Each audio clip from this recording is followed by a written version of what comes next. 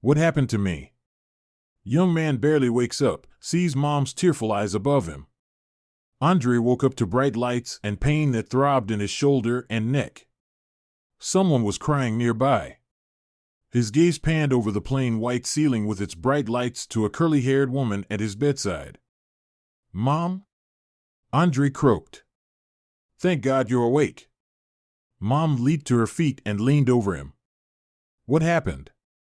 A budding fear formed in Andre's chest, blooming into terror when he tried to reach Mom, but his right arm refused to move. "Mom? My arm. SHH, it's going to be okay." Mom put her hands on his cheeks. "Look at me. You were in a car accident on your way to the game." Mom's voice broke, and fresh tears filled her eyes. "But you're alive, and that's all that matters." Andre remembered looking at the traffic lights through his windscreen, waiting for them to change. He'd heard tires screeching and someone leaning on their horn. He turned around, and then everything went black after that. "How long until I recover?" Andre asked. "When can I play basketball again?"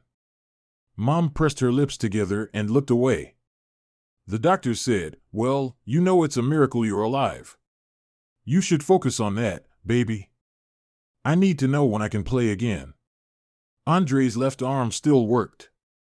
He reached across his torso to grasp his right arm, but Mom grabbed his elbow.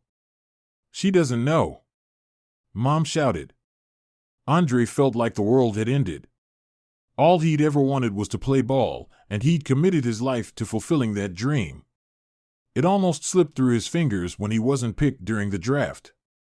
He'd considered moving overseas to play in the EuroLeague when he was offered a chance to play as a free agent. He'd been so close to getting signed, but now, "I won't accept that." Andre stared at Mom. "I dedicated my life to playing ball. I left everything and everyone back home behind when I got the chance to make that dream come true. I won't give up on it because of an injury. My life is meaningless if I can't play." The doctor tried to convince Andre to be realistic about his recovery, but he refused to listen. When the hospital released him, Andre searched online for the best rehabilitation center in the country. He would play again after completing their program, but it was expensive. "Maddie will help me." Andre dialed the number of his teammate. He explained the rehabilitation program and asked if Maddie would lend him money to cover the cost. "Sorry, man, but you know there's really no guarantee with things like that, and I heard your injury was pretty severe." Andre tried his other teammates, but nobody was willing to give him such a large loan. He swore and threw his phone against the wall. He'd never be able to enter the rehabilitation program now. Andre stared at the familiar luxuries of his upmarket apartment. Without a job, he couldn't even afford to live here anymore. Soon, he'd have to leave it all behind and move back home to Mom. Mom tried to keep his spirits up. She invited Andre to church every Sunday and kept him busy helping her with errands, but nothing could distract him from the dark feelings in his heart whenever he thought about basketball. One day, Andre went for a walk to escape another one of Mom's pep talks. As he rounded the corner, he noticed an attractive woman walking his way with a young girl. Andre stared at her in shock when he recognized her as an ex-girlfriend. "Julia, is that you?" Andre asked. "Andre?" the woman gasped. Andre shrugged and nodded to the girl at her side. "Is this your daughter?" "Yes, this is Louisa." Julia put a hand on the girl's shoulder. Something about the way Julia was watching him made Andre uncomfortable. It only worsened when Louisa pointed at his right hand and asked what was wrong with it. My hand is resting." "It has a super important mission to complete," he said, trying in vain to imagine a day when he'd play again. The girl cocked her head. "It looks like an eagle's foot." "Louisa, why don't you run on home and get the chicken out of the freezer for dinner? I'll join you soon." Once the girl was out of earshot, Julia apologized for Louisa's tactless remarks. "It's okay, she's just a kid." Andre shrugged. "You know, it's really good to see you again, Julia. I'd ask you out for coffee, but Louisa's dad probably wouldn't like that very much. Louisa's dad? Julia snorted and gave him that strange look again. He left me before she was born to pursue his career. And he never looked back to see what he'd left behind. Now, if you'll excuse me. Andre stared after Julia as she strode away. The implications of his ex-girlfriend's words struck him like the shockwave from an explosion. I'm a father? Andre said. He ran to catch up to Julia. You can't just drop that on me and walk away, Andre said as he drew level with Julia. Is Louisa mine? Julia side-eyed him but said nothing. Julia, speak to me, please. Andre stepped in front of her. Is Louisa my daughter? Yes, she is. I didn't tell you because I knew it wouldn't mean anything compared to your big-shot basketball career. Julia crossed her arms and looked away. Julia stepped around him and continued walking. This time, Andre let her go. He couldn't stop thinking about what he would have done if Julia had told him she was pregnant. It hurt to realize she was right. Nothing would have prevented him from pursuing his dream, not even impending fatherhood. Andre turned and watched Julia cross the street at the end of the block. Did it matter to him now? Did he want to be a part of Louisa's life? It took a few days for Andre to gather the courage to knock on Julia's door. He'd brought a gift for Louisa, but now he was here. He worried she might not like it, or Julia might not let him see her. Are you serious? Julia gave him a skeptical look when she opened the door. I'd like to see Louisa, please, and get to know her. I understand if you don't want to tell her I'm her father, but can you at least give me a chance to make up for not being around? Julia sighed and opened the door. You can have 1 hour, but don't make a habit of this. I'd hate for her to get attached to you when you're probably going to leave again at the first opportunity. When Julia opened the door to let Andre into her bedroom, Louisa was reaching under the bed. Am I interrupting something? Andre asked. Louisa glanced around the room and lowered her voice. Can you keep a secret? Andre stared in horror as the girl reached under the bed once more. He set Louisa's gift aside as his imagination was filled with terrifying guesses about her secret. It was a relief when she removed a box filled with screws, nuts, and small metal slats of varying lengths. Why is this a secret? Andre asked as Louisa started assembling the pieces. Because the girls at school think I'm weird for playing with a boy's toy. Louisa shrugged. I would love to play with you, Louisa, but unfortunately, my hand, well, it's still resting. Oh. Louisa hunched her shoulders and hung her head. But doesn't it have a super important mission to complete? Maybe it's time to start prepping for it, the girl asked, an almost desperate hopefulness shining in her eyes. I guess we can give it a shot. Andre sat across from her on the floor. But I don't think I'll be much help to you. That's okay. Louisa grinned at him. At least you're willing to try. Andre tried to hide his embarrassment and frustration as he struggled to push one of the tiny screws through a hole in the metal slat. Louisa was 20 steps ahead of him by the time he reached for a nut to secure the screw. It was too small and too flat for his uncooperative fingers to grasp. Louisa reached across and put her hands over his. She gripped his fingers and manipulated them to grasp the nut, lift it, and place it on the end of the screw. See, you can do it, she said. You just need a little help. Mom says everyone needs help sometimes, and it's nothing to be ashamed of.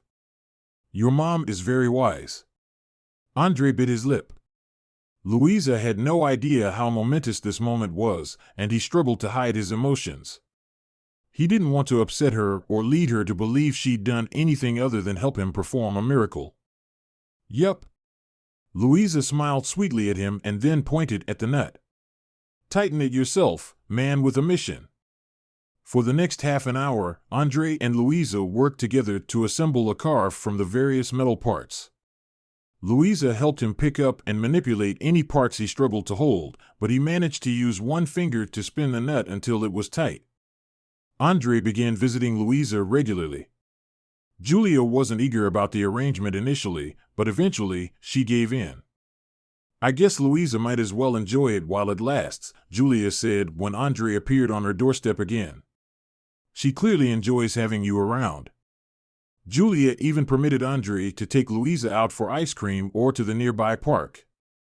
However, the pair spent most of their time building with Louisa's construction set. Andre had since bought several more sets for her, so their only limit was their imaginations. Louisa had her heart set on entering a STEM competition at her school using one of her constructions, and she insisted Andre help her build it. I know you'll need help sometimes, but I'd like you to build the frame so I can work on the mechanical parts, Louisa said. Is that a deal? It's a deal. Andre shook her hand and then looked at the plan she'd sketched on paper. We'd best get to work immediately. Andre helped Louisa every day. He struggled at first with the small parts, but soon noticed it was getting easier to assemble the pieces by himself. The day he pinched a nut between his fingers and tightened it onto a screw all by himself was one of the proudest days of his life. I knew you'd get better with practice, Louisa said with a smile. Andre didn't have words to describe the surge of emotion or calm confidence roused in him. Louisa believed in him in a way he wished he could believe in himself. You should carry on now. Louisa pointed at his work with her screwdriver. We only have a few weeks before the competition, and I'm going to need time to test everything before I present it. Yes, ma'am, Andre replied. He wondered if she got her fierce determination from him. If so, it was something he was happy to pass along to his daughter. He watched how Louisa bit her lip as she worked on a compact gear mechanism for her build. A near-overwhelming sense of pride filled him, combined with disbelief that a man like him had been part of creating someone so wonderful. When he arrived home that evening, Andre did something he hadn't done in over a year. He picked up his old basketball in the garage. Andre passed it from one hand to the other at first, testing to see whether the fingers on his right hand would flex the way he needed them to. They were stiff, but good enough to try some basic ball control. The hard slapping of the ball hitting the concrete garage floor aroused an unexpected sense of loss and nostalgia. Andre wept as he bounced the ball in front of him, swapping his hands every time he hit it. The ball bounced away on its own as Andre turned. Mom was standing in the doorway connecting the garage to the kitchen with her hands over her face. A loud sob escaped her as she rushed to hug Andre. I thought I was hearing things, but you're really playing again, Mom said. Still a long way to go, Mom, but yeah, I think I'm ready to start working on my ball skills. The next day, Andre went to the basketball court at the community center. He practiced on the edge of the court while some teenagers and young adults played a game, then he went home. His fingers were gradually becoming more flexible, and Andre discovered he could use his left hand to make up for some of the dexterity issues he still faced with his right hand. When the regular group of basketball players at the community center was a person short one day, Andre eagerly accepted their invitation to join their game. Andre felt like he'd come home as he dribbled and passed the ball to his teammates.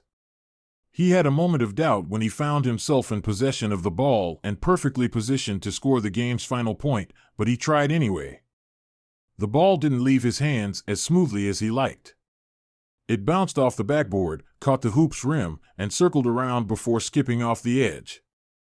Good shot. One of his teammates patted Andre's shoulder. Better luck next time. Andre nodded. He thanked the others for letting him play, then walked over to his bag. As Andre toweled his face dry, a man spoke behind him. I know who you are, Andre. So? Andre turned to face the man. So, it's good to see you back in action. The man grinned.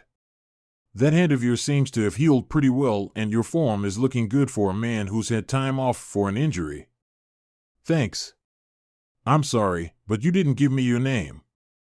It's Mike. Mike reached into his pocket and offered Andre his business card. I know this is pretty unexpected, but I'm a scout. Andre's hand shook as he read the name of the team on Mike's business card. You've got to be kidding me. You have just made my dreams come true. Andre held back tears as he shook Mike's hand. Just give me the time and the place, and I'll be there. After telling his mom the good news, Andre went straight to Julia's house. He wanted to shout from the rooftops that he'd finally gotten a break. He'd be going to that amazing rehabilitation center after all. Andre's life was finally back on track for success. Louisa answered the door. Her face lit up when she saw Andre, and she took his hand to lead him inside. "You're just the person I wanted to see," Louisa said. "I figured out the last of the problems, and the machine works perfectly now. Just in time for the competition tomorrow." Tomorrow? Andre's heart sank. He'd agreed to travel to Chicago that night to practice with the basketball team tomorrow. Louisa beamed up at him. "You're going to be there, right? I plan to thank you in my victory speech, and it won't be the same if you're not there." "Okay, little Miss Confidence." Julia interrupted. "Why don't you give Andre a moment? He looks like he has something to share as well." Andre couldn't bear the expectant look on Louisa's face as she stared up at him. He forced himself to smile as he asked her to give him and Julia a moment to speak privately. Once they were alone, Julia crossed her arms and glared at Andre. "You're leaving again, aren't you?" Andre sighed. "Yes, but you've got to understand."